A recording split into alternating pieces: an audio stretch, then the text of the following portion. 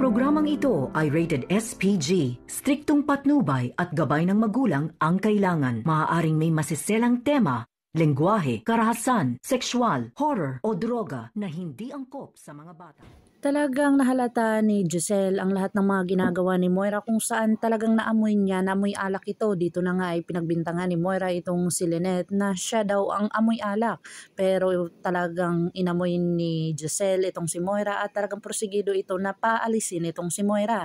Dito na talaga pinalayas ni Giselle itong si Moira na kung saan talagang pumunta ang mga kaibigan dito ni Don Pepe na galing Cebu. Dito na nga ay talagang nahalata ni Annalyn ang mga ginagawa ni Zoe kung saan talagang napakatindi ng mga pinagdadaanan ni Zoe dahil dinadalaw si Zoe ni Don Pepe. Dito na nga ay talagang sinabihan siya ng kanyang kaibigan ni Don Pepe na talagang dadalawin sana ng kanyang konsensya itong gumawa kay Don Pepe na kung saan galit na galit itong si Zoe dahil masama daw ang tingin sa kanya.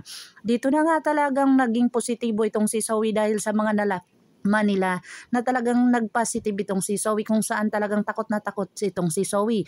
Dito na nga ay talagang nag-usap ang mag-amang si RJ Tanyag at saka si Annalyn na kung saan talagang gaganti sila dito kung sino man ang may gumawa nito sa kanyang papa. Dito na nga ay talagang kinompronta ni Giselle itong si Moira at saka si Zoe na talagang sinabi niya dito kung malalaman niya lang at lalabas na ang resulta ng fingerprint ay talagang hindi niya patatawarin kung sino man ang or may kinalaman man itong si Moira at saka si Zoe at dito na sila kabadong-kabado dahil lumabas na ang result dahil sa mga koneksyon nila sa loob at wala na silang magagawa kundi malalaman na nila ang buong katotohanan.